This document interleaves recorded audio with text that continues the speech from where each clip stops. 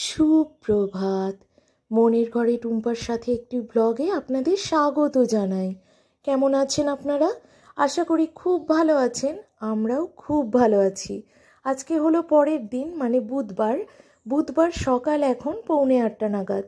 সকালবেলা চায়ের পর্ব মিটিয়ে আমার কর্তামশাই আর আমার নন্দাই যাচ্ছে একটু বাজারের উদ্দেশ্যে, মানে একটু বাজার হাট করে নিয়ে আসবে এই জন্য। আর আমার নন্দাই এলে জানো তো, কোনো সময় শালাবাবুর কাজ ছাড়া হয় না। শালাবাবু যেখানে যাবে উনিও সেখানে সেখানে যেতে পছন্দ করেন। আবার শালাবাবু জামাইবাবুকে ছাড়া এক মুহূর্তও থাকেন না। তো যাই হোক, দুজনের ভারী ভাব জানো তো, দেখতেও ভারী ভালো লাগে। আর এখানে আমি আর দিদি ভাই একটু এগিয়ে দিতে এলাম ব্যাগপত্র নিয়ে। তো ওরা বাজার হাট থেকে ঘুরে আসুক, তবে হবে জলখাবার।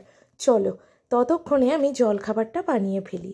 মটর সিদ্ধ করে রেখেছি, ভেবেছিলাম লুচি আর ঘুগনি বানাবো জলখাবারে, কিন্তু ওরা কেউ বলল খাবো না।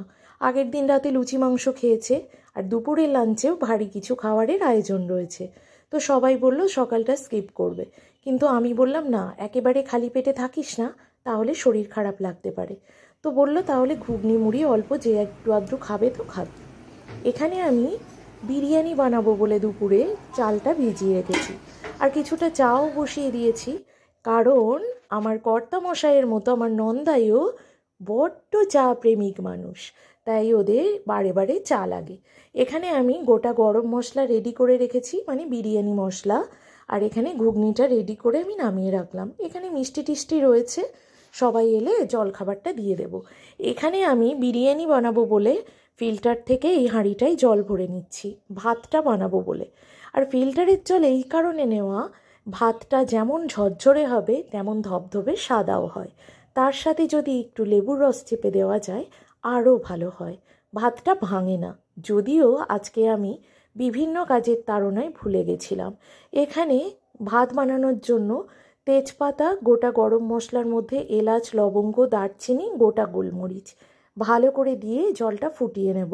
তারপর চালটা দিয়ে ভাতটা বানিয়ে রেডি করে নেব। এখানে নুন দেওয়ার প্রয়োজন ছিল, আমি ভুলে গেছিলাম। পরে অবশ্য বিরিয়ানি সাজাবার সময় আমি নুনটা অ্যাড করেছিলাম। তোমরা নুনটাই জলেই অ্যাড করবে, তাহলে ভালোভাবে ভাতের মধ্যে ঢুকে যায়।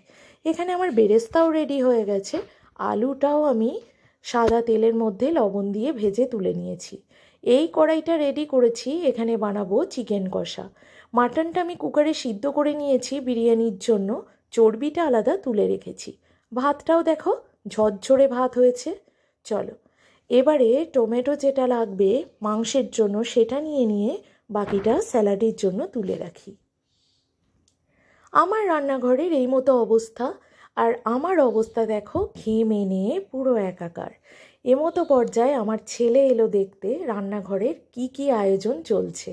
কারণ ছেলে বাড়িতে থাকলে রান্না বান্নার যদি একটু তোড়জোড় থাকে, বা এমনিও রান্নাঘর দিয়ে একবার পাকোকে মেরে যেতেই হবে।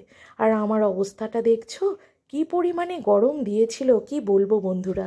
ভিডিওটা পোস্ট করতে বেশ কয়েকদিন দেরি হয়ে গেল, বিভিন্ন কাজের তাড়নায় একটু দেরি হলো, তোমরা একটু অ্যাডজাস্ট করো। আমারই বেশি দিন দেরি হলে ভিডিও পোস্ট করতে কেমন একটা বোরিং লাগে, ঠিকঠাক টাইমগুলো নিজেই মনে রাখতে পারি না, তো তোমাদের কি বলবো। তো যাই হোক, কী আর করা যাবে। এখন আমি 2 হাতে 10 হাতের কাজ করছি। এটা আমার মনে হয় ঈশ্বর প্রদত্ত, জানো তো। চাক্ষুষ করতে পারি না আমরা মানুষরা, কিন্তু ঈশ্বর মেয়েদের 2 হাতে 10 হাতের শক্তি দেয়, তাই তো মেয়েরা দশভুজা। এখানে দিদিভাই স্যালাডগুলো কেটে রেডি করে ফেলছে, আর আমি এদিকে বাকি কাজকর্মগুলো এগিয়ে নিচ্ছি। কাজ করতে করতে কিন্তু ছেলে মেয়েদের একটু কোম্পানিও দিতে চলে আসছি। ওরা সবাই গল্প করছে, আড্ডা দিচ্ছে, আর আমিও ওদের সাথে 2-1 কথা বলতে বলতে আবারও ছুটছি রান্নাঘরের দিকে। রান্নাঘরে এসে দেখি বিরিয়ানির মাটনটা আমার কষানো প্রায় শেষের দিকে, যেটা সিটি দিয়েছিলাম। আবার চিকেনটাও আমার কষানো চলছে। আর এদিকে চলো এবার তাড়াতাড়ি বিরিয়ানিটা সাজিয়ে ফেলি। তো ঝটপট আমি বিরিয়ানিটা সাজিয়ে নিচ্ছি। 2 জায়গায় সাজাতে হয়েছে, অনেকটা পরিমাণে বিরিয়ানি বানানো হয়েছিল। আর এদিকে দেখো স্যালাডটা কেটে ফুল রেডি। স্যালাডের মধ্যে এখনও লেবুর রস, বিট লবণ দিইনি, কারণ জল কেটে যাবে। তো বন্ধুরা, বিরিয়ানি রেডি। দেখে বলো তো বন্ধুরা, কেমন দেখতে হয়েছে? আমি জানি দেখতে যেমন সুন্দর হয়েছে, খেতে তেমনই দুর্দান্ত স্বাদের হয়েছিল। সবার মুখে এক মুখ হাসি দেখেই আমার তৃপ্তি এসে গেল। সবাইকে খাইয়ে যে তৃপ্তি না, নিজে খেয়ে অত তৃপ্তি পাওয়া যায় না, অন্তত আমার সেটা মনে হয়। যাই হোক, অনেক দিন পর সকলে মিলে জমাদার একটা লাঞ্চ করলাম, গল্প আড্ডা সহযোগে। ভীষণই ভালো লাগলো। এবার সকল লাঞ্চটা সার্ভ করে দিলাম। সবাই খাচ্ছে, আর ওদের এক্সপ্রেশন দেখেই বুঝতে পারছো কতটা সুস্বাদু হয়েছে। ওদের মুখের এই এক মুখ হাসি আমার পরম তৃপ্তি। খুব ভালো লাগলো সবার সাথে আড্ডা দিতে। আর এই যে এখানে রাতুলকে বসতে বলেছিল ওর বাবা, রাতুল বলল না, মেঝেতে জমিয়ে বসে খাবো। যদিও মেঝেতে আমরা অনেকেই বসেছিলাম, সবার টেবিলে হয়নি। তো রাতুল দিয়ে শুরু হয়েছে। রাতুলেরও ভীষণ ভালো লেগেছে।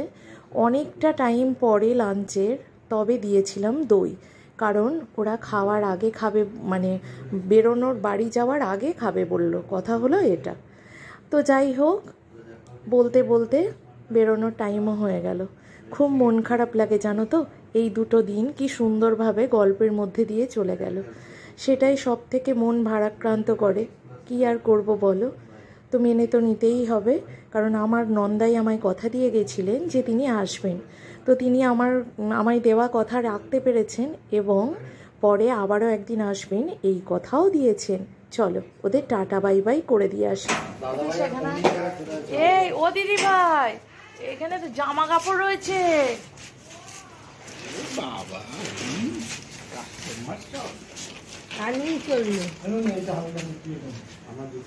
টাটা করে দে তোকে। এবার মা এখানে মাঝখানে দাঁড়িয়ে টাটা কর, দাদা কি সুন্দর করে দিবে। ঘুম ঘুম ঘুম ঘুম শুকায়নি মনে হয় খুব একটা, আমি দেখছি।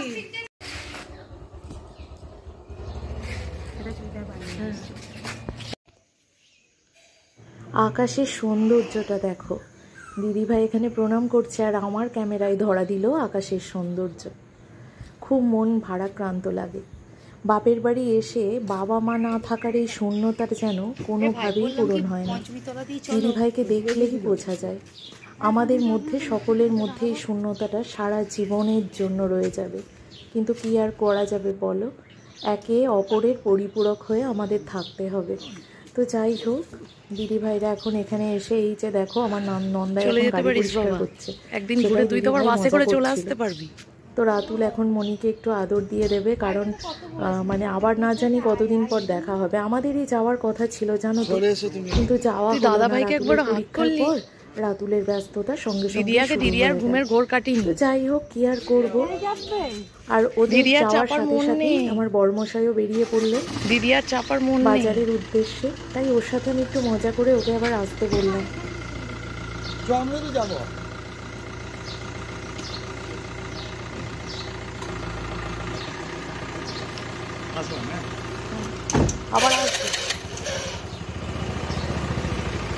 আবার এসো। হ্যাঁ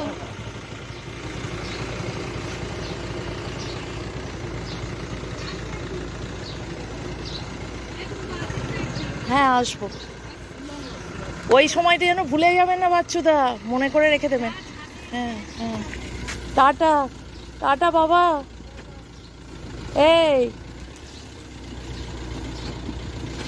এই বেশ আসবাসই ছিল।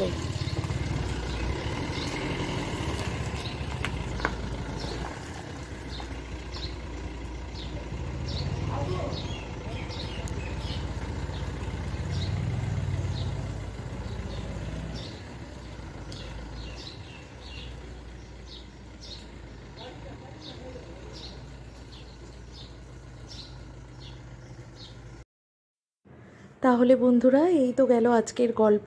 এবারে মা ছেলে বাড়ি ফিরি, যে যার কাজে লেগে পড়ি। তো টুম্পার বকবক আজকের মতো এইটুকুই। তোমরা সবাই খুব ভালো থেকো, সুস্থ থেকো, নিজের শরীরের খেয়াল রেখো, আর অবশ্যই দেখতে থেকো মনের ঘরে টুম্পার সাথে। দেখা হচ্ছে খুব শীঘ্রই। টাটা।